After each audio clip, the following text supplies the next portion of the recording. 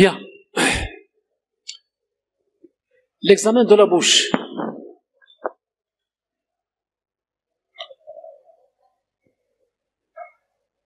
Bon, vous sentez qu'il y a un mélange un petit peu. On change de l'extrémité inférieure à l'extrémité supérieure du tube digestif. L'examen de la bouche. Vous allez dire pourquoi on examine la bouche en gastro-entérologie. Bien, c'est important de regarder la bouche, de connaître qu'est-ce qu'il y a dans la bouche, le rôle de la bouche, et qu'est-ce qu'on voit de pathologie à travers la bouche. On voit ce qui se passe au niveau interne, au niveau du foie, au niveau de l'estomac, au niveau des intestins, au niveau du pancréas, etc.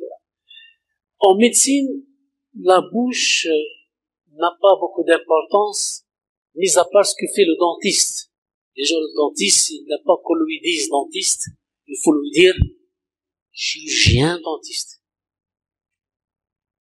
Avec tous mes respects au chirurgien dentiste, il faut qu'on complète chirurgien dentiste. D'accord, chirurgien dentiste. Bien. Il y a le dentiste, chirurgien dentiste, il y a le stomatologue qui travaille dans la bouche, il y a la chirurgie maxillofaciale, il y a le parodontologiste qui s'intéresse de la gencive, etc. Il y a l'orthophoniste, il y a l'ORL, tout le monde qui s'implique. Mais apparemment la bouche est très mal prise en charge. Nous, les cliniciens, on n'accorde pas beaucoup d'importance à la bouche. Malade avec septicémie quelque part, on donne beaucoup d'antibiotiques, associations synergiques, etc.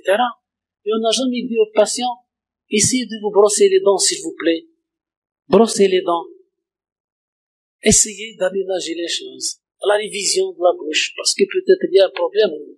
Donc les gens qui vont beaucoup au dentiste, c'est un problème d'hygiène buccale. Sauf les gens qui ont des anomalies au niveau de la dentition, comme les jeunes hommes, jeunes filles qui mettent ce qu'on appelle l'appareil pour arranger pour aligner les dents peut-être.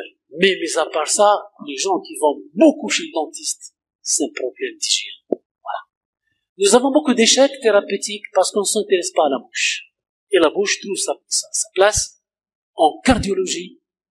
Cardiologie. Dans le service cardiologie, le dentiste a un bureau au niveau du service de cardiologie. On n'opère pas une valve, on n'en place pas une valve si on a une carie dentaire. Le dentiste ouvre son cabinet au sein du service de cardiologie. La pneumologie, la gastro-entérologie, la néphrologie. Donc il y a beaucoup de spécialités où la bouche est le miroir de ce qui se passe au niveau du digestif. Sachez bien que nous avons des patients avec un état catastrophique au niveau de la bouche. Côté hygiène, je ne parle pas côté malformation, la ghalb, ça c'est la ghalb. Mais l'entretien de la bouche. Nous avons un petit service qui a à peu près, maximum, nous avons dans notre service de néphrologie, à peu près 19 malades maximum. De temps en temps, je passe pour voir les patients. Qu'est-ce que je leur pose comme question? Est-ce que vous avez une brosse à dents et une crème pour dentifrice? Je trouve 2 à 5 maximum. Le reste, il y a même des jeunes de 30 ans qui disent, moi, je n'ai jamais utilisé ça. Il vient pourquoi? Maladie rénale, cesse rénale. Il vient pour la transplantation rénale. Oh, ne t'arrêtes. Non. Qu'est-ce qu'on a proposé peut-être avec les psychologues? Pour rendre visite à un patient, normalement, on doit prendre un bouquet de fleurs, une rose blanche, rouge, violet, etc. La nature ne nous a pas gâtés, mais quand je il n'y a pas de, il y a l'artificiel, il ne marche pas bien l'artificiel.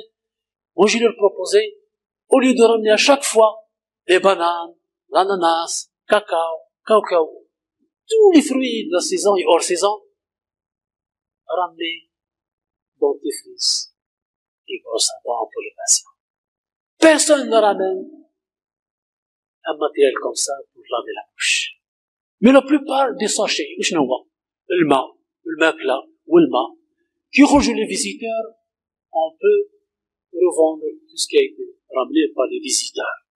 Aucun visiteur ne veut تفضل la brosse à dents, dentifrice, هدية. Voilà ce qu'il faut offrir pour nos patients. Ok? Parce que l'état de la bouche n'est pas bon. Très bien. Alors, l'examen de la bouche, comment l'examiner, etc. La cavité buccale impliquée dans plusieurs fonctions physiologiques. La bouche pour la nutrition, d'accord. Pour manger, pour boire, d'accord. Pour parler, pour critiquer, pour se critiquer par la phonation, très bien. Pour respirer, pour la mimique, etc. Pour rire, oui. Le rire, c'est un soulagement. Il baisse la tension artérielle, il fait bouger toute la musculature abdominale. Attention, c'est important de rire, mais rire dans les noirs. Mais on peut mourir de rire. Et rire jusqu'à mourir, ça existe. Ça provoque des arrêts cardiaques. Oui, dans l'histoire, il y a eu des arrêts cardiaques. Le dernier élève, en 1989, c'est un artiste. Il est mort en plein accès de rire. Ok, il est mort. Il y a des morts, de rire, puis de mourir. Santé orale est une composante de l'état général de la personne. La santé orale de la bouche, ça fait partie de l'état de santé. Si vous voulez mesurer l'état de santé de quelqu'un, قنعت فمك. قنعت لي فمك باش تكون نتايا sur le plan santé. Ok. À partir de l'haleine, l'état, etc. La bouche. ماشي you are what you eat, non? C'est ça? D'accord. Alors, qui examine la bouche? Qui sait faire examiner la bouche? L'idéal, c'est de le faire lui-même, soi-même. C'est-à-dire, le patient lui-même, il regarde, comme il se regarde dans un miroir, il regarde sa bouche. Examine sa bouche. Alhamdulillah, la basse. L'infirmière, oui, notre infirmière n'a pas le temps d'examiner la bouche. طلع ندلك البرع، هبط ندلك البرع. Non, اقعد. La bouche, c'est pas son affaire. ما تخموش عليها. Sauf les gens qui travaillent pour la bouche. C'est le warren, c'est le stomato, ils sont spécialisés pour la bouche. Mais les autres, rassurez-vous, ne s'inquiètent pas pour la bouche. Alors que c'est un carrefour, c'est un miroir, la bouche. L'entourage qui remarque, attention, votre bouche, c'est l'entourage parfois. C'est comme l'entourage regarde l'extérieur, la pâleur, il vous regarde dans la bouche parfois. Le médecin généraliste, alors là, notre ami généraliste, c'est le meilleur médecin, il occupe une place privilégiée, la place la plus importante, la plus intéressante en médecine, c'est d'être médecin généraliste.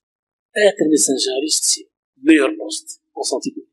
Le dentiste, oui, excusez-moi, chirurgien dentiste, c'est son affaire. Et on aimerait bien qu'aller chez le dentiste avec une dentition valable sur le plan hygiène, mais elle n'est pas valable sur le plan formation, c'est pas notre faute. Hein? Bien. Stomatologue, un spécialiste qui s'intéresse à la langue et le suivi. Stomatologue, voilà, spécialiste. En parodontologie, c'est les médecins qui s'occupent de la gencive, des gencives. Les gencives aussi, c'est important. Maxillofacial, face et maxillaire. Donc c'est des chirurgiens, des spécialistes avec des couches chirurgicales. Gastroentérologue, il a besoin de la bouche. Sinon, ma tfrash l'hala, attention, c'est la bouche. Et les autres, même l'endocrinologue. L'endocrinologue, il a besoin de la bouche pour prendre la salive, pour doser le cortisol. Le cortisol est dosable dans la salive. En néphrologie, nous avons besoin de la bouche, parce que l'urée est sécrétée par la salive en cadence rénale. Nous avons besoin des amygdales, parce que c'est les amygdales qui ont provoqué la maladie rénale, la maladie articulaire, la maladie cardiaque. L'angine à répétition streptocoxique, elle va mordre les amygdales, les articulations, le cœur et le rein. Donc les angines à répétition, les angines qu'elles soient rouges ou violacées, avec membrane, tout ce que vous voulez, les amygdales, c'est le cœur, poumon et le rein. Cœur, poumon, rein et articulation. Les amygdales. En consultation médicale, il faut qu'on s'occupe de la bouche. tous les médecins doivent s'occuper de la bouche. Et surtout si cette bouche fait beaucoup d'options, beaucoup de choses. Elle a le tabac, fumer, parfois الشمة فوق تحت في النيف partout. الشمامين خلطوا الحالة. avec des masques داخلين على الطبيب حمانا. الطبيب ما ارتحتش. لوردونونس ما درت لي والو، ما نفعنيش الدواء، وضرب الشمة الفوق وحده لتحت. والطبيب هاك عاود لوردونونس، عاود التعيار عند هذاك، روح لهذاك لابوراتوار مليح. مي فمك واش فيه؟ ما نقولوش. رغم لابوش الشمة، قاعدة الشمة فيه. هاي الشمة، شميتيها؟ Ok, c'est très intéressant de regarder le tabac et la bouche, s'il vous plaît. Le tabac et la bouche. والله يجيو لا كونسلطاسيون هكا هنا اون ماس بالين نتوما حل شوفها يجبدها لك في واحد يحطها كي حبة الثوم كون طول شويه تحسبها ثوم تقدر ديرها في الماكله ويلا تقال الله. Donc attention, il faut parler, il faut dire, il faut oser parfois. Le tabac c'est une catastrophe, c'est une catastrophe. Fumer, briser في النيف في الفم كل شيء مش مليح. Ok, la bouche. Intérêt de la bouche en gastroentérologie. Pourquoi la bouche?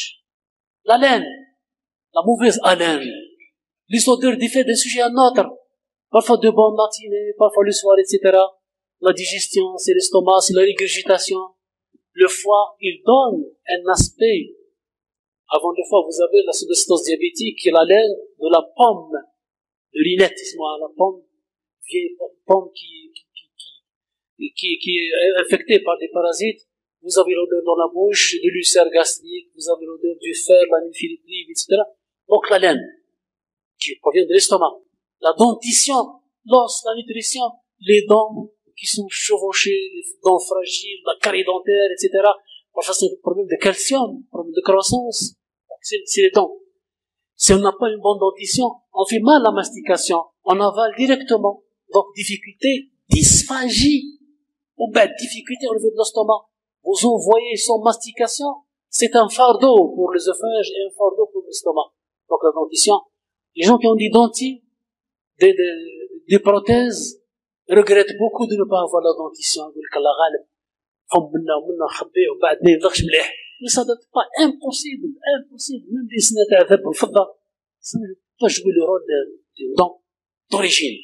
Donc avoir un dentier égale mastication défectueuse égale un problème de nutrition et difficulté pour l'estomac. Et l'estomac va recevoir le fardeau. La langue, attention, la stomatologie, c'est pour la langue. Dans la langue, il y a 12 muscles, je crois, toujours, hein, ça. 12 muscles, il y a le goût. Le salé, c'est au bout, le sucre, c'est à la base, etc. Vous avez la couleur de la langue. Sur la couleur de la langue, nous avons 12 diagnostics en médecine. Il y a 12 diagnostics à évoquer devant une couleur anormale de la langue. Il suffit de regarder, tirer sur la langue, vous la regardez, lâche, 12 diagnostics. Il faut les compter. La couleur, les lésions sur la langue. Et des lésions, attention, des petites lésions, lorsqu'on se mord la langue parfois, des ulcérations, des signes de l'anémie, les aftes, tout ce que vous voulez, attention. Une afte dans la bouche, une autre afte dans le tube digestif bas situé, c'est une maladie du système. Vous avez les aftes dans la bouche et en bas, vous avez les aftes, c'est un problème. Face interne de la joue, la muqueuse, vous la regardez la face interne, ce qu'on appelle énanthème, et l'extérieur s'appelle exanthème. Vous connaissez? Par exemple, la rougeole. La rougeole, maladie virale, dermatose, cutanée, vous avez sur la joue, avant qu'elle soit en exanthème, la rougeole, elle est en énanthème, en face du canal de Stenant. Vous connaissez le canal de Stenant? C'est la voie lacrymale. La parotide et l'orifice, c'est le canal de Stenant.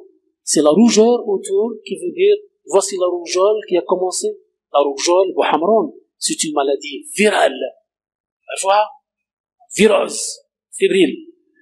Vous avez la gencive, état nutritionnel, hygiène, la gencive, attention aussi, c'est un grand problème.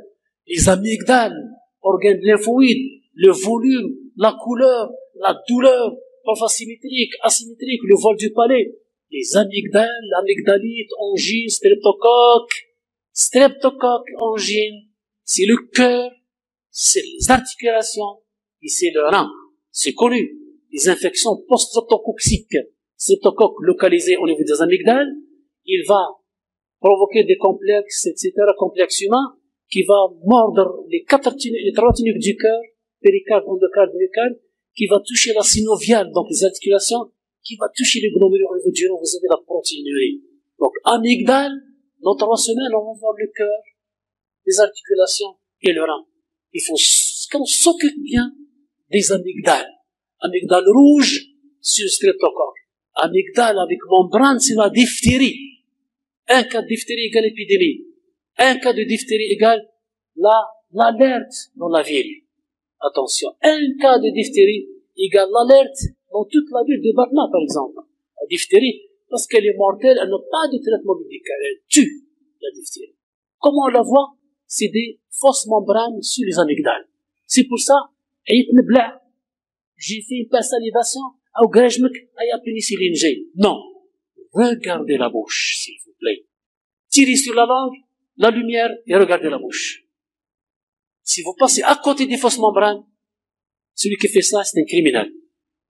Regardez les amygdales. Parfois, c'est asymétrique. Parfois, c'est un abcès. C'est pas amygdalite, c'est un abcès. C'est plus grave aussi. Donc, on regarde. Commissure labiale. Ici, au niveau du commissure labial, vous avez les signes de mycose, de muguet buccal, les candidoses, à répétition. Là, juste à côté du commissure labial. La déglutition, mastication, etc. Lorsqu'on déglute, vous avez le temps buccal. Ok? Le bol alimentaire, la base longue pour le pousser. Déjà, ça commence le premier signe de dysphagie. C'est-à-dire, difficulté d'avaler parce que vous avez les amygdales inflammées. Dysphagie. La phonation, c'est la bouche, on parle mal, les cordes vocales, etc. La dysphonie, la voix nasonnée. Parfois, on avale, l'alimentation sort par le nez. Bouché, obstrué, en bas. Donc, la voix nasonnée, la voix rauque, la raucité de la voix chez une femme, on a dit, c'est une hypothyroïdie. La femme qui fait rauciter la voix, c'est un surmenage des cordes vocales, elle a beaucoup crié, beaucoup chanté, etc. Soit un surmenage des cordes vocales, mais c'est une inflammation. Ou bien c'est une hypothyroïdie, à rauciter la voix chez la femme. Rajoutez le faciès. Avant de voir la bouche, parfois c'est le faciès. Je regarde la face comme ça, je peux évoquer beaucoup de maladies. Sur la face, on peut évoquer beaucoup de pathologies. En gastro, en néphro, en neuro, en endocrinologie, etc. Donc vous avez la face, le faciès, la mimique. Un parkinsonien perd la mimique. La mimique asymétrique. واحد يضحك يجبد droite à gauche. C'est un AVC. هكذا vasculaire cérébral. واحد يضحك يخرج ينسالو. واحد يضحك تعبت عينه. Ça c'est des problèmes neurologiques. Donc on n'est pas apparemment symétrique à 100%, mais le faciès, la couleur, les joues, la face externe, la symétrie, et vous avez ce qu'on appelle la chromie. La chromie, c'est la couleur. Au niveau des joues, c'est rouge, c'est pigmenté. T'as fou les grains de beauté. Un grain, معليش, beaucoup de grains, ça fait maladie. Ça fait Recklinghausen, maladie neurologique. Asymétrie de la joue. Et c'est un problème aussi, Recklinghausen, c'est une maladie neurologique. Vous avez le masque de grossesse, l'hyperpigmentation. Parfois, l'hyperpigmentation au niveau de la face. Vous avez l'érythème rouge, en aile de un papillon rouge vif avec sensibilité à la chaleur, le soleil, c'est le fameux lupus. Voilà. Vous commencez donc à faire la connexion de votre sémiologie dermatologique qui, sur le faciès, vous pouvez dire, c'est quoi? L'hypothyroïdien. Il a les petits yeux, la face en mer.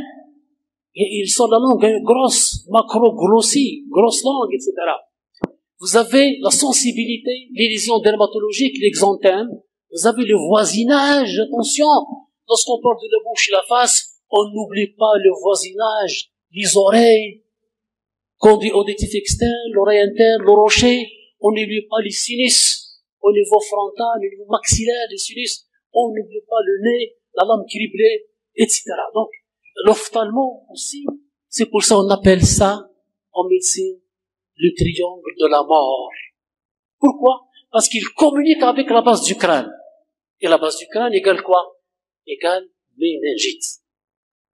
C'est pour ça qu'on appelle ça en médecine le triangle de la mort à cause des rapports anatomiques. Toutes les infections ont progressé dans le cerveau. Vous avez la méningite est l'une des infections virales ou bactériennes, elle est parfois redoutable.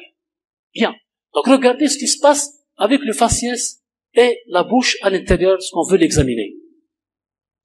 Alors la bouche, qu'est-ce qu'il y a à l'intérieur? Vous connaissez tous, vous avez des dents, des gencives, c'est ça, canines, je ne sais pas, j'ai oublié, qu'est-ce que c'est, les incisives, c'est ça? Voilà. Voilà un faciès qui attire l'attention. Vous ne le ratez pas peut-être. C'est quoi comme faciès qui rappelle quoi? Qui rappelle quoi, faciès? Oui, c'est un enfant, mais qu'est-ce qu'il a cet enfant? Très connu, hein? Très connu. C'est c'est hein? Hein? C'est quoi? C'est quoi? Down. Non, non. Plus simple que le down, hein? Ah oui, c'est le down. Oui, décrite en 1936, voilà. Maladie de Down, c'est le mongolien. Mongolien. Maladie de Down. Down, oui, c'est vrai, Down. Eh oui, Down. Parce que j'ai oublié, mais c'est ma maladie de Down, hein. Décrite en 1936, la première fois. Maladie de, t'as fait le mongolisme, les Mongoliens, trisomie 21, هذا هو. Le faciès bain, la bouche ouverte, les yeux. Vous avez l'impression d'avoir une troisième paupière, regarde. Les cheveux implantés un peu en avant, les oreilles projetées en avant, etc. C'est une anomalie chromosomique au niveau du chromosome 21 et parfois 18. 18, 21. Non? 21. Trisomie 21 s'appelle, oui. Bien. Vous avez l'anatomie donc dans la bouche. Bon, les faciès comme ça, vous allez les apprendre en médecine, chaque faciès, qu'est-ce qu'il évoque? Alors, la bouche, qu'est-ce qu'elle fait? La mastication. Voilà, la salive, les enzymes, les glandes parotides, les réflexes, les voies sensitives, alimentaires, la salive, le brachidaire, les voies motrices, etc., le parasympathique. Donc, la bouche est un carrefour assez important sur plusieurs organes. C'est là où on aborde donc tout l'organisme par voie orale. C'est important. N'oubliez pas que c'est par là qu'on va introduire tous les produits chimiques. Ah oui? Bien. Donc, je termine avec ce rappel. On va faire une pause de 7 minutes et on reprend. D'accord? Bien. Donc, la bouche, en plus de ça, c'est une voie d'administration des médicaments et c'est une voie d'exploration. On peut explorer le tube digestif par l'endoscopie. On peut explorer, opérer la base du cerveau par la bouche. On peut aller jusqu'à extraire la vésicule biliaire. On peut faire des explorations échographiques, endoscopiques, histologiques, tout ce que vous voulez. Donc c'est un carrefour très intéressant pour ne pas faire des chirurgies bariatriques, si vous voulez. On va utiliser les voies physiologiques par la lame équilibrée, par le nez, par la bouche, par les oreilles, etc. Donc ça c'est le rôle physiologique de la bouche. Bien, les objectifs donnés par le ministère, qu'est-ce qu'il faut connaître pour la bouche? Voilà ce qui a été demandé. L'étudiant doit être capable de connaître, réaliser un examen de la bouche, les anomalies de la dentière, anomalies de la langue, anomalies de la muqueuse buccale, anomalies de la gorge et rattacher l'anomalie à la cause. Voilà ce qui a été demandé, vous a été demandé, vous enseignez, vous devez connaître donc des choses à enseigner pour les étudiants de troisième année concernant la bouche.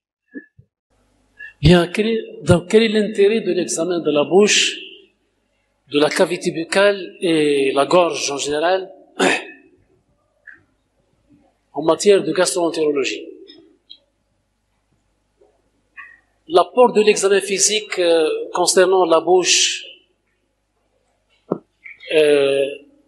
tout ce qui concerne la bouche n'est pas spécialement pour la gastro, parce qu'on ne peut pas trouver une pathologie, par exemple, ulcère gastrique seulement. On peut trouver des pathologies associées ou bien parfois des complications.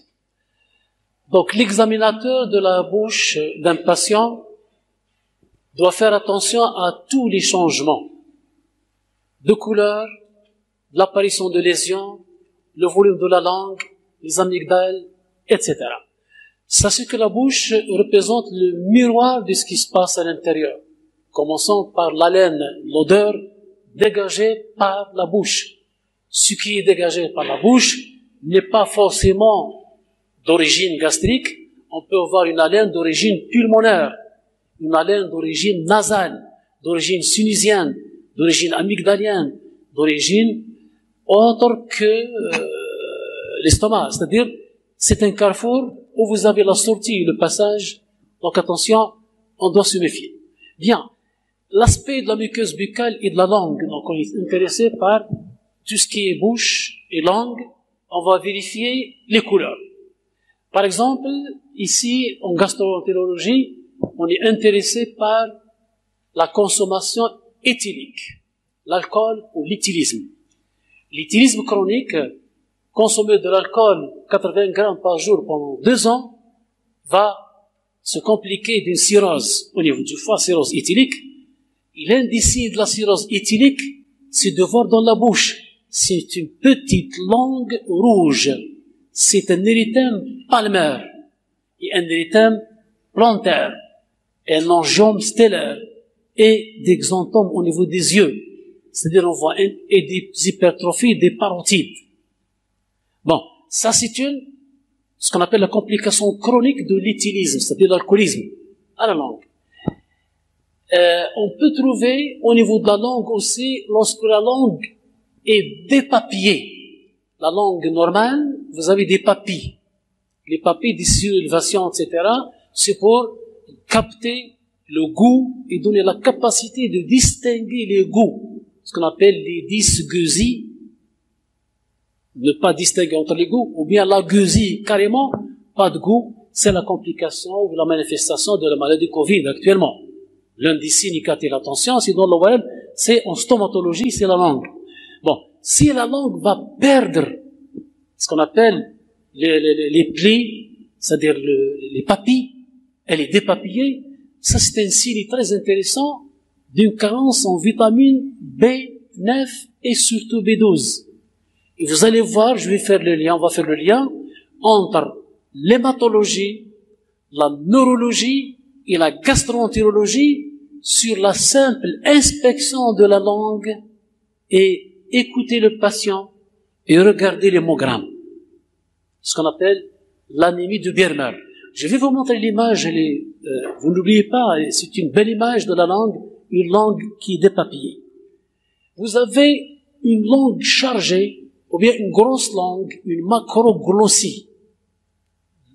La première était la petite langue, l'hypoglossie, on peut dire, et la macroglossie, la grosse langue, la chargée, infiltrée, c'est la langue de qui? Du mongolien, ou bien la langue d'un hypothyroïdien. La langue d'un hypothyroïdien, elle est chargée, grosse, on appelle ça macroglossie. Elle bouge difficilement dans la bouche, elle fait difficilement le brassage et la mastication, elle aide pour la mastication, ça attire l'attention. Donc les 3 langues attirent l'attention en gastroentérologie, endocrinologie et neuro-endocrine. Il faut toujours examiner la gorge et le fond de la gorge pour regarder le type de lésion. Oui, c'est pour ça, oui, vous connaissez les éléments déjà, ce qu'on appelle les éléments de base, ou la sérologie de base en dermatologie. Les lésions élémentaires. Vous connaissez? Macule, papule, vésicule, non? Ulcère, ulcération, nodule, vésicule, croûte, non? La sérologie, ce qu'on appelle les éléments, les lésions élémentaires de dermatologie. Érythème, macule, sur la peau. Érythème, papule, je palpe, surélevé. Érythème, vésicule, une vésicule. Érythème, nodulaire, c'est plein. Une croûte, donc c'est des desquamations. Alors ici, vous allez décrire ce que vous trouvez dans la bouche. Je vais vous montrer des images. Quelqu'un qui ne mange pas bien, il a des carences en vitamines, en oligo-éléments, en protéines, en matière grasse, il va faire une anémie. Et l'anémie, parmi les signes, vous avez vu, vous avez fait l'anémie, non? Pas encore? Bien. L'anémie est un problème de médecine générale.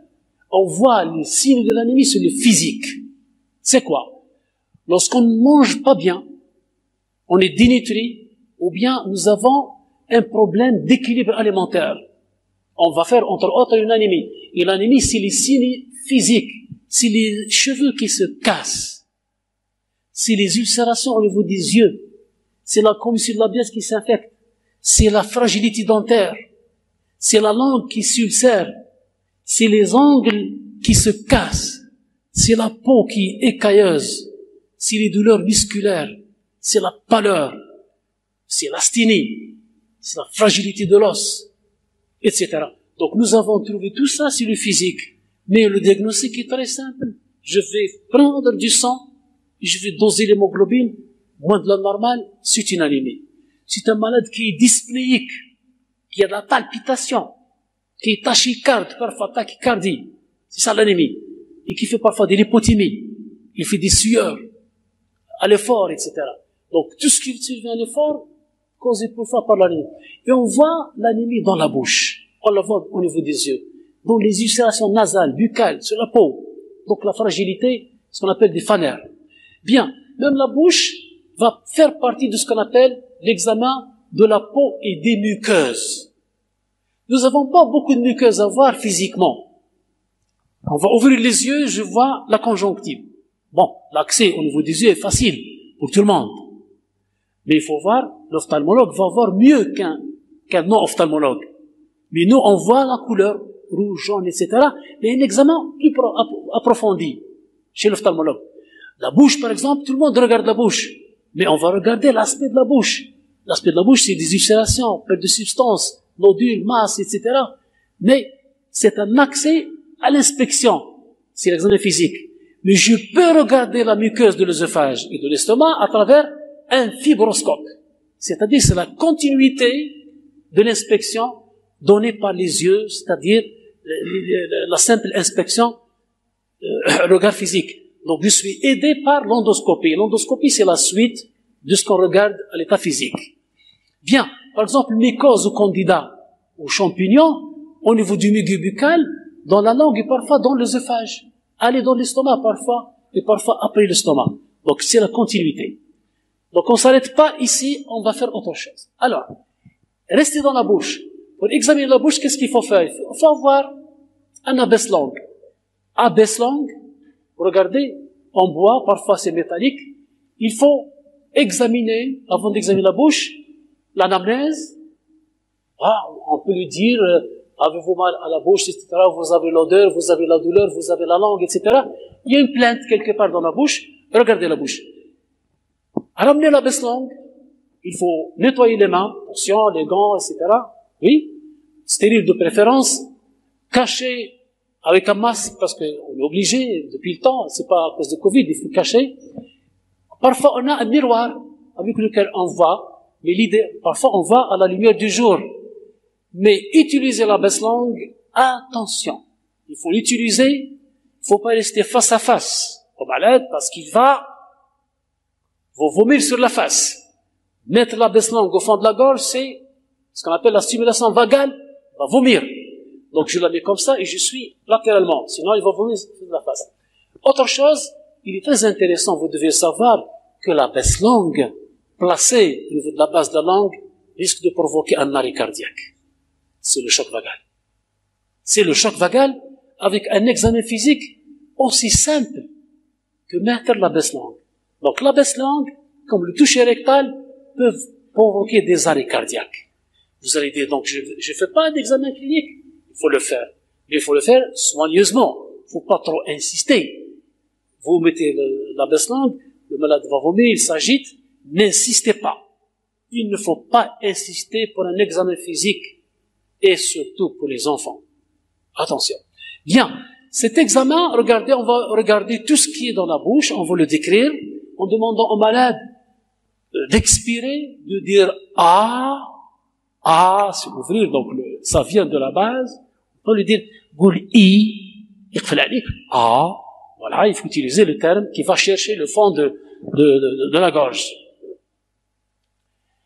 La région examinée sont successivement les lèvres, la face, la muqueuse. Donc les lèvres, il faut les examiner. La cyanose des lèvres, la fragilité des lèvres, la cyanose, l'hypoxie, hypercaprie, l'acidose métabolique, tout ça en physiopathe, c'est les langues, c'est les lèvres, c'est l'obus des oreilles, c'est les extrémités digitales et les extrémités au niveau des orteils. Et parfois, vous avez les extrémités au niveau des membres inférieurs. La face endobuccale des joues, la face endobuccale, il faut la regarder. Vous avez parfois les empreintes des dents sur la face interne, le plancher buccal et la langue, le plancher buccal. Regardez au-dessous de la langue. C'est intéressant au-dessous de la langue. Vous trouvez parfois l'ictère qui n'est pas visible sur les yeux peut-être. Il est là. Au-dessous de la langue, vous avez une vingtaine de veines, les veines aranines. On met un médicament ici, il absorbe rapidement, c'est comme l'injection intraveineuse. Donc, au-dessous de la langue, il faut regarder bien. C'est important. Une fois, nous avons eu un malade, ça fait plus de 15 ans, une malade admise à l'hôpital parce qu'elle fait une anémie. Elle fait une anémie fériprive, le fer qui manque, l'hémoglobine basse, etc. On fait toute une enquête. Et elle crachait du sang. C'est pas une hémoptysie, c'est du sang dans la bouche. Ce qu'on appelle la sialorée. Sialorée, c'est-à-dire du sang de la salive. L'hémoglobine, moins de 10. On a fait toute une enquête à droite et à gauche, fibroscopie, et c'est un interne qui a trouvé sur la table de nuit, comme on l'appelle, à côté de la patiente, il a trouvé des lames rasoirs coupées en petits morceaux, qu'elle utilise sous la langue, elle se pique les veines, elle se fait saigner, et elle crache du sang devant nous. Et ça fait l'enquête de 3 mois. Ce qu'on appelle la pathomémie ou les hystériques. Donc c'était un piège pour nous les médecins, et c'est un interne qui a trouvé cette enquête. Elle a trouvé, pourquoi les lames?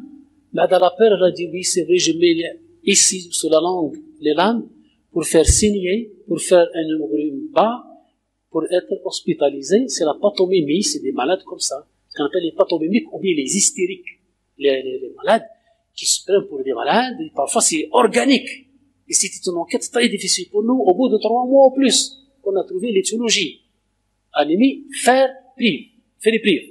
Le fer qui est perdu parce qu'elle saigne. Okay. Une fois, nous avons trouvé une patiente qui fait dans la bandelette urinaire toutes ces pathologies dans la bandelette urinaire. Hospitalisée pendant 15 jours. Répéter les bilans à droite et à gauche. Tout est perturbé. On a demandé une fois d'accompagner la patiente pour unir dans un coin qui n'est pas le coin habituel. C'était quoi? Une bandelette normale. Et pourquoi on avait une bandelette perturbée? Parce qu'elle a pris la bandelette, elle la rince dans le pot collectif. Elle nous ramène, voilà, tout est en rouge. Tout est perturbé. Et c'était la pathomémie. Donc le médecin, parfois, il doit faire une enquête policière. Il doit être un policeman. Il doit bien regarder. Cette jeune femme, elle reste à l'hôpital pendant 15 jours. Parce que tout est perturbé. À chaque fois qu'on lui demande de chimie des urines, elle va aux toilettes, elle la met dans le pot collectif d'un NASCAM, tout le service.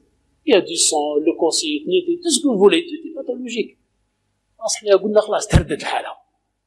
Et lorsqu'on a exigé de faire pipi quelque part dans la salle, les vraies urines de la patiente, tout est normal. Donc c'est une pathomémie. Pathomémique, c'est-à-dire les hystériques, oui, il y a des maladies psychologiques qui se font malades, ils somatisent, ce qu'on appelle somatiser, pour attirer l'attention, on est malade, etc. On se fait malade. On joue au malade. On fait du théâtre. Et le médecin doit être vigilant, doit être conscient, mais couche les bzef. Ok? La confiance plutôt, n'exclut pas le contrôle. La confiance n'exclut pas le contrôle. Donc c'est pour ça, dans la bouche, il faut vraiment faire attention. La denture, la dentition, le vol du palais, parodonte, c'est la gencive. Alors, examinez les lèvres, les muqueuses. Donc la lèvre, je vais vous montrer quelques images, bon, c'est un texte, comment examiner les lèvres. C'est-à-dire, c'est important parce que la couleur des lèvres, les lésions au niveau des lèvres peuvent évoquer des carences vitaminiques, des carences protéiques et la malnutrition. Et surtout, la cyanose, l'hypoxie, hypercaprie, des cardiopathes, des pneumopathes, des anciens cardiaques, etc.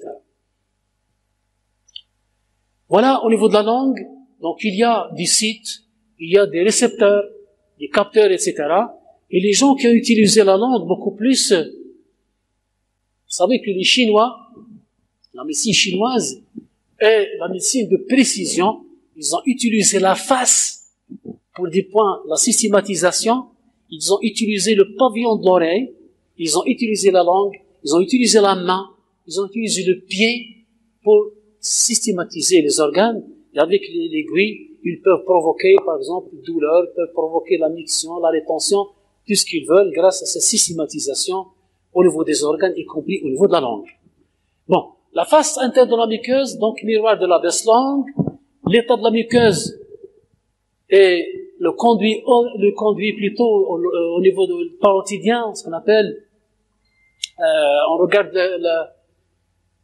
regarde des molaires maxillaires, vous avez ce qu'on appelle l'orifice du canal de Sténon, donc la voie lacrymale du parotide. Ici là où commence la rougeole chez les enfants. La pression simultanée, on peut examiner les parotides. Pourquoi les parotides? Parce que dans les tubes digestifs, vous avez les anneaux qui sont par exemple le pancréas. Les pancréatites chroniques, comme les cirrhoses, ce sont des complications de l'éthylisme chronique, ou bien des hépatites parfois pour le foie. Les complications vont donner des hypertrophies des parotides, en même titre que le pancréas, côté exocrine, l'hypertrophie des amygdales, l'hypertrophie des parotides font partie du système lymphoganglionnaire. Donc, hypertrophie des parotides font partie des maladies des glandes exocrines, y compris la pancréatite chronique. Vous allez voir ça. On examine, on regarde les parotides. Il y a des lithiases dans les parotides. Quand vous avez des calculs dans les voies urinaires, des calculs dans la vésicule biliaire, nous avons des calculs dans les voies lacrymales et surtout dans la parotide. Lithiase parotidienne, on les opère et vous avez des calculs. Parce que la parotide est une glande à caractère exocrine, il y a une conduite qui s'ouvre dans la bouche et des lithiases qui se forment. Lithiase parotidienne qui complique l'éthylisme chez les consommateurs chroniques d'alcool. La muqueuse des joues, voilà, c'est ça. La voûte du palais, donc en cas de paralysie, oropharyngée, etc. Vous avez la langue, elle est bien examinée, le vol du palais, le dynamisme et la phonation, donc l'utilisation de la langue. On va voir les anomalies de la langue et la pathologie digestive. Les dents, la dentition, il faut l'examiner. À l'interrogatoire, si vous avez déjà d'emblée en gastro un patient qui est porteur d'une prothèse dentaire, sachez bien qu'il fait pas bien la mastication, qu'il sélectionne l'alimentation, il va être exposé à la dénutrition. Il va être exposé au problème de goût, il ne va pas goûter bien, donc il perd le goût, il a de l'anorexie à cause de ce produit-là. Il faut toujours l'examiner, l'enlever. Si vous avez un malade inconscient, la première des choses, il faut retirer tout ce qui est corps étranger dans la bouche, sinon il va l'avaler. Bien, l'inspection peut être les formules dentaires, donc toute la dentition, il faut la voir. Donc vous connaissez les incisives, les molaires, prémolaires, etc. La dent de sagesse, il faut la sagesse. La jeunesse travaille pour la sagesse et la vieillesse consomme la sagesse. C'est tout? La jeunesse travaille pour la sagesse et la vieillesse utilise la sagesse, profite de la sagesse. Agla. Donc ça n'a rien à voir avec la sagesse, je crois, là dans la dernière relique, je ne sais pas ce que disent les dentistes pour la dent de sagesse. On est sage lorsqu'on a mal ici, parce que c'est la douleur la plus insupportable. Hein? L'une des douleurs insupportables d'après les patients, c'est la douleur dentaire. Elle est insupportable. Donc, bien, voici donc la formule dentaire.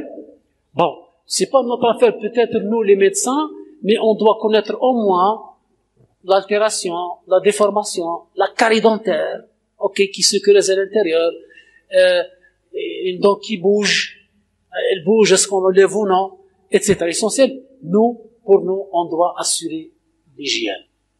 L'hygiène, c'est important.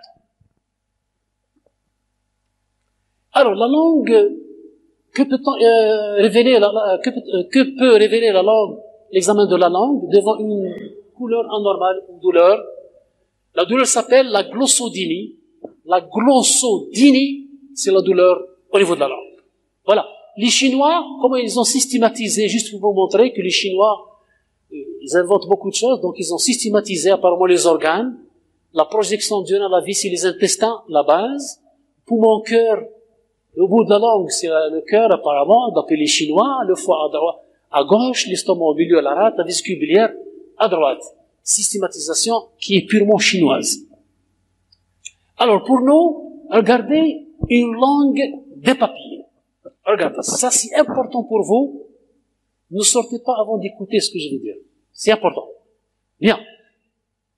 Regardez bien Anémie de Biermer. Biermer, c'est un grand monsieur, c'est un médecin qui a décrit cette pathologie. Il a décrit ce qu'on appelle l'anémie pernicieuse. Pernicieux, c'est-à-dire protecteur. Pernicieux, protecteur.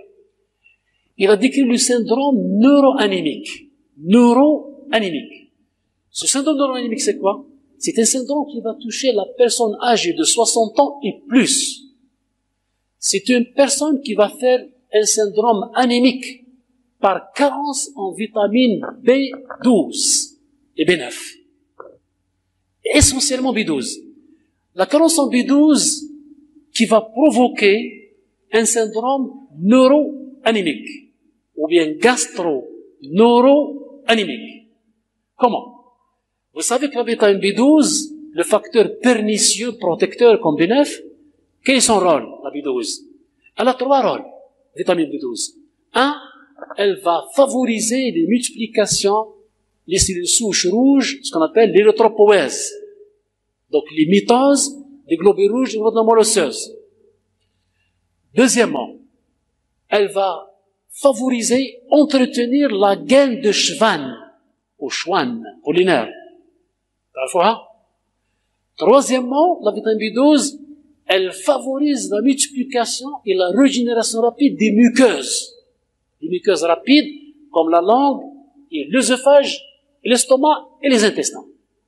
Donc, 3 rôles indispensables.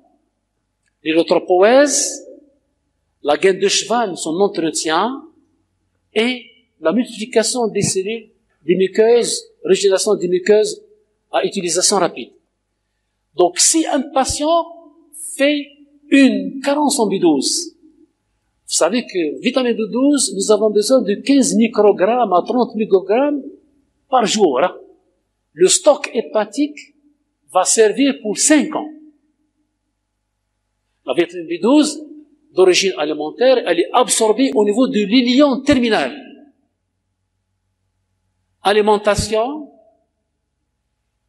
poisson, etc., viande, vous avez B12 au niveau de l'ilion terminal. Absorbée, stockée au niveau du foie.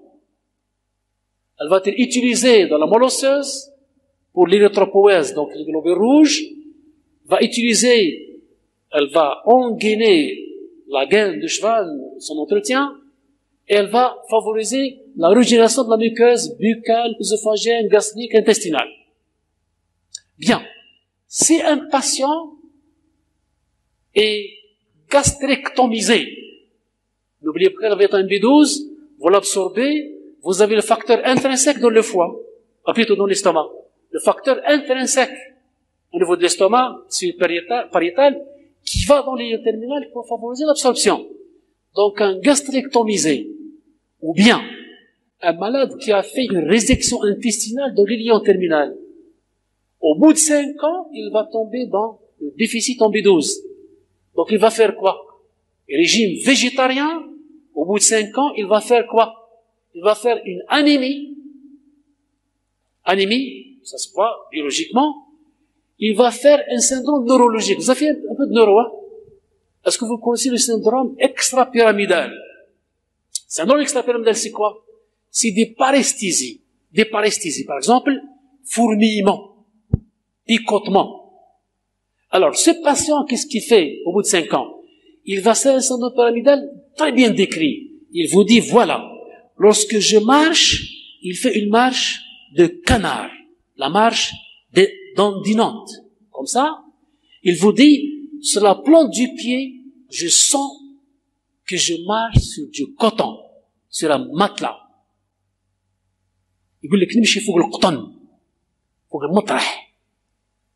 اسمعوا مليح.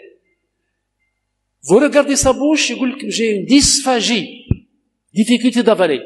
Vous regardez la bouche, vous avez cet aspect, une langue qui est dépapillée. Dépapillée, elle est ulcérée sur les bords. Sur les bords, il y a perte de substance. On appelle ça la glossite de Hunter, un autre médecin qui a décrit cet aspect de la langue.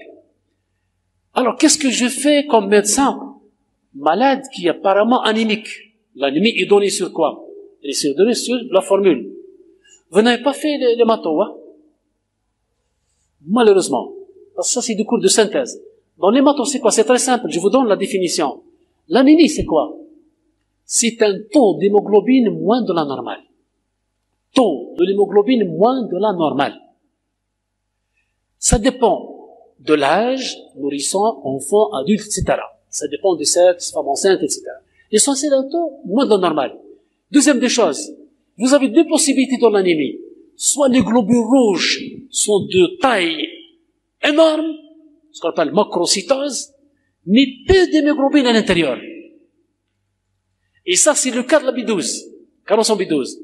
Soit vous avez des petites cellules avec hémoglobine normale, même augmentée de concentration.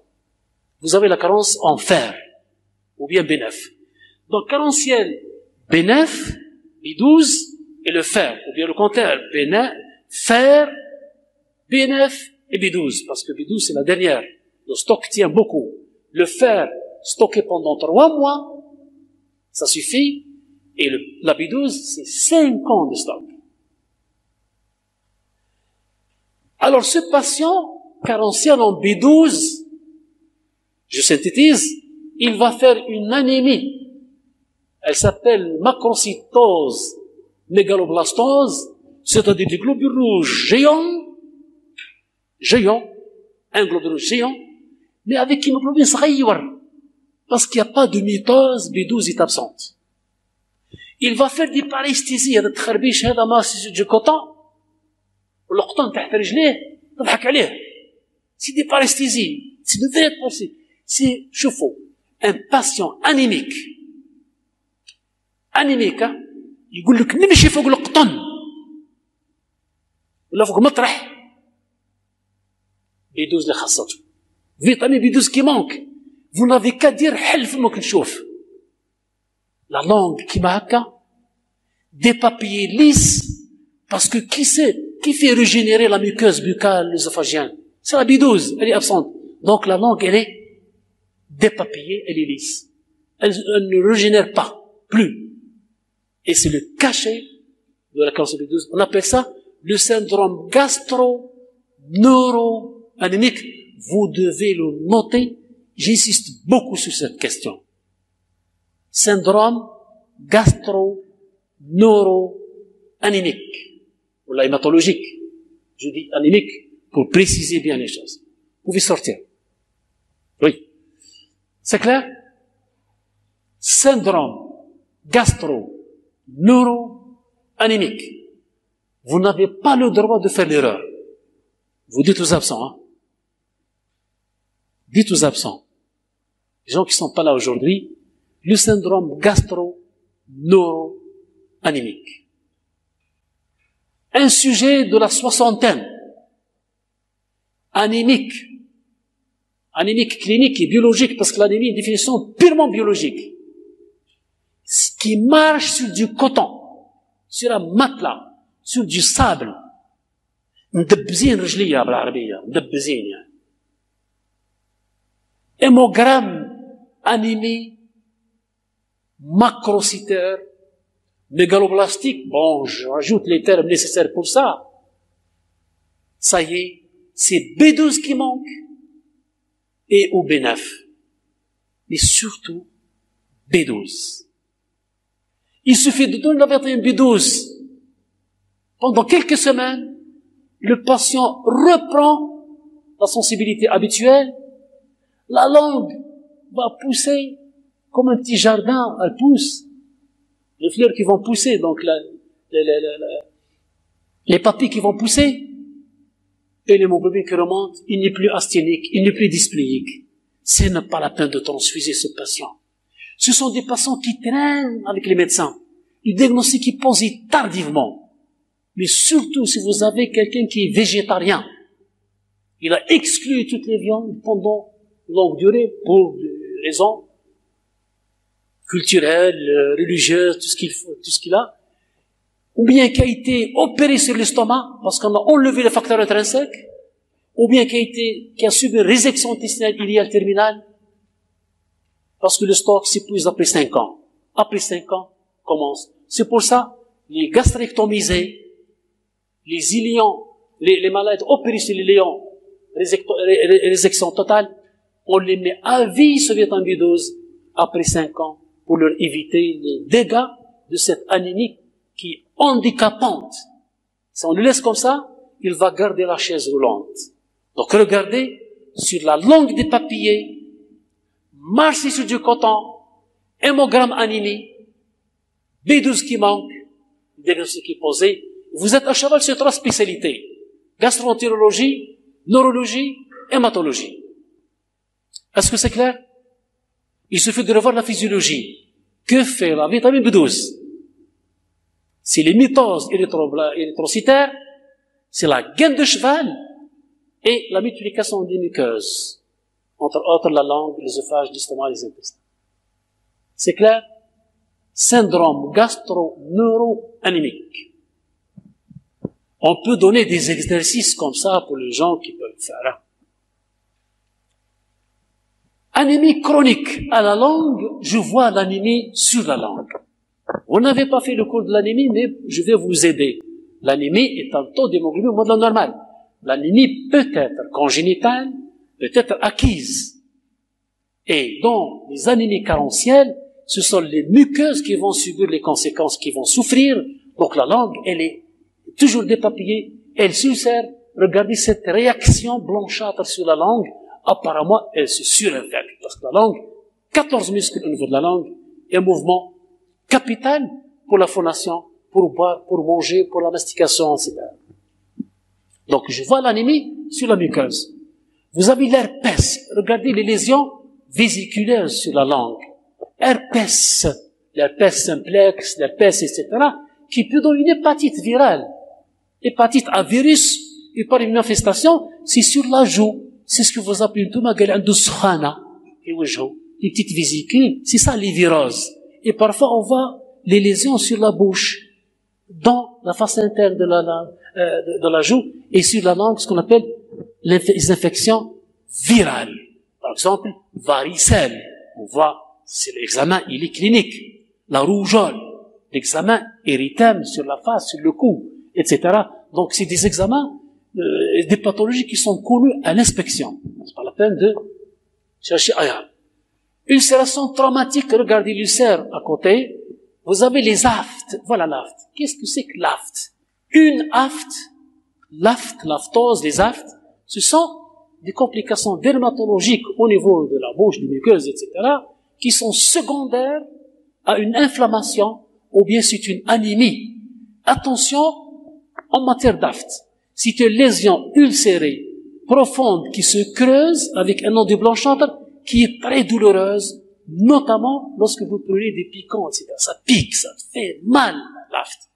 L'aft dans la bouche, si elle est localisée dans le tube digestif bas, sur le plan digestif bas, anal ou bien génital, c'est une maladie inflammatoire chronique. Il faut la rappeler, vous allez voir le cours après, mais c'est une association qui évoque une maladie qui s'appelle la maladie de B7, ou bien Behjet, décrite en 1889 par un dermatologue grec. Voilà. Donc, ulcération de pôle digestif, ou bien digestif et génital. Ça fait une maladie de système vasculaire, la maladie de B7. B7 ou B7, turc. Regardez ce qui se passe au niveau gastro aussi. Même pas en dehors de la gastro. Ça, c'est une langue qui est sèche. Sécheresse de la langue sec. Vous avez l'impression de voir la tête d'un serpent, mais c'est la langue, attention, n'ayez pas peur, c'est la langue qui est sèche, c'est un signe de déshydratation extracellulaire, ou bien déshydratation mixte au global, ou bien un syndrome sec, obstruction de toutes les voies excrétrices des glandes à caractère exocrine, le pancréas, la peau, les yeux, le nez, la bouche. Vous avez ce qu'on appelle le syndrome sec, il s'appelle Gougereau-Chagrin, le nom propre, c'est pas la peine qu'on vous attaque avec le nom propre, mais syndrome sec. Le patient a toujours soif, il n'a pas les larmes. هذا ما يبكيش ما عندوش الدموع هذا syndrome sec مش معناها قلبه قاسي ما عندوش باش يبكي خلاص اوكي on lui donne ce qu'on appelle en ophtalmo les larmes artificielles يلا كب شويه ابكي شويه fais semblant بلك تبكي دير لي gouttes pourquoi on a besoin des larmes pour lubrifier la conjonctive on se défend avec les larmes mais trop de larmes ça fait pleurer c'est pas bien ça fait parfois on ne se déshydrate pas par les voies lacrymales je pense hein. On va poser la question à l'ophtalmologue. On va pas pleurer jusqu'à déshydratation, je pense. Mais on se déshydrate par la diarrhée, le vomissement, ok, par la transpiration, par l'hyperventilation, par le défaut d'apport, par les brûlures, etc., par l'insolation du soleil, etc. Mais la langue sèche, c'est le rein qui souffre. Ça égale rein en pleine déshydratation. Ça, c'est l'hypovolémie. C'est l'hyponatrémie, c'est l'hypotension, c'est le choc hypovolémique. Ça, c'est la maladie de système, sclérodermie, sclérose de la peau, etc. Vous allez voir en gastro. Donc, langue sèche. Point d'interrogation. Tout un débat, pourquoi la langue est sèche? À partir de la déshydratation, la chaleur, l'hyperthermie, l'insolation, parce qu'on n'a pas pris beaucoup d'eau, on n'est pas réhydraté bien. Vous avez beaucoup bouteilles d'eau, vous réhydratez, pourquoi? Quel est le moyen de surveillance chez vous? Vous mettez le doigt sur la langue, sèche, sinon vous sentez que la langue ne bouge pas bien. On va boire. Je parle beaucoup, je me déshydrate. À côté, il y a la bouteille. Donc je vais rincer ma bouche. C'est pour encore réhydrater, c'est mieux. Donc c'est pour ça, la langue, l'état d'hydratation, si la langue est comme ça c'est que le rein est en pleine souffrance. Pleine souffrance. Les autres organes se défendent un petit peu, mais le rein skin, le rein, cet organe timide, yahtim shouya, va souffrir. Vous le voyez au bout de la langue.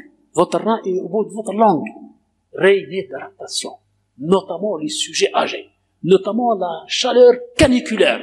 Nous sommes en pleine chaleur caniculaire. La canicule, c'est-à-dire la température très élevée, on se déshydrate, l'insolation, le coup de soleil, toutes les complications possibles, notamment chez les sujets âgés et les nourrissons. Il faut réhydrater.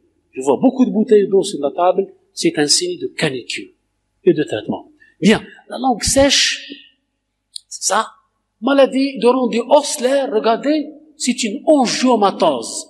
Angiome, c'est dilatation des capillaires périphériques, les angiomes. On l'appelle une fois بالعربية اسمها لحامة تحام هذيك. Ok. L'essentiel, c'est des angiomes sur la face, etc. et qui touchent le sujet dans la bouche, dans les muqueuses, dans le nez. Ça donne épistaxis, hémorragie, gingivorragie, hémorragie digestive basse. C'est des angiomes, on est né comme ça. C'est une ectasie, c'est une dilatation qui peut saigner. Et parfois, elle est liée au cycle menstruel, ce qu'on appelle le cataménial, c'est-à-dire saigner pendant le cycle menstruel. Ronde ossellaire, c'est une vasculite qui n'a pas de solution. Elle n'a pas de solution parce que c'est une dilatation comme ça du capillaire diffuse. Ça dépend de l'étendue et de la localisation. Elle n'a pas de solution. Angiome de rendu ossellaire. Examen du parodonte, c'est-à-dire les gencives, la fragilité, réaction de l'os, etc. Donc ça, c'est ce qu'on voit dans la bouche souvent. Si la gencive sont malades, si les gencives sont malades, c'est un manque d'hygiène, manque de soins au niveau dentaire. Et ça touche donc la mobilité dentaire. Étude de la fonction mastication, oui, on va couper avec les incisives, les canines, on va arracher, saisir, on va faire une action triturante, c'est-à-dire broyer, c'est les molaires, et ouvrir l'ouverture de la bouche, etc. Ça, c'est ce que vous explique peut-être le chirurgien dentiste, le stomatologue, que font, quelle est la mission de chaque type de dentition qui sont arrangés de telle manière dans la bouche. Au total, la bouche est un carrefour et lieu de croissance, plutôt de croisement de plusieurs spécialités. La stomatologie, l'ORL, la cardiologie, la pneumologie, la diabétologie, la néphrologie, la neurologie, sans oublier le voisinage, tout ce qui est ophtalmo, ORL, etc. En gastroentérologie, l'examen buccal représente une étape obligatoire. Obligatoire. Ne pas critiquer le régime alimentaire si on n'a pas une idée sur la bouche. Un état nutritionnel dépendra aussi de la qualité de la bouche et de sa dentition. La bouche et la dentition, un bon état de la bouche reflète un bon état de la santé.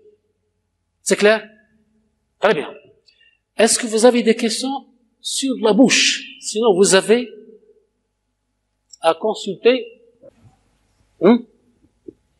Donc, il faut parler peu et soigner mieux la bouche.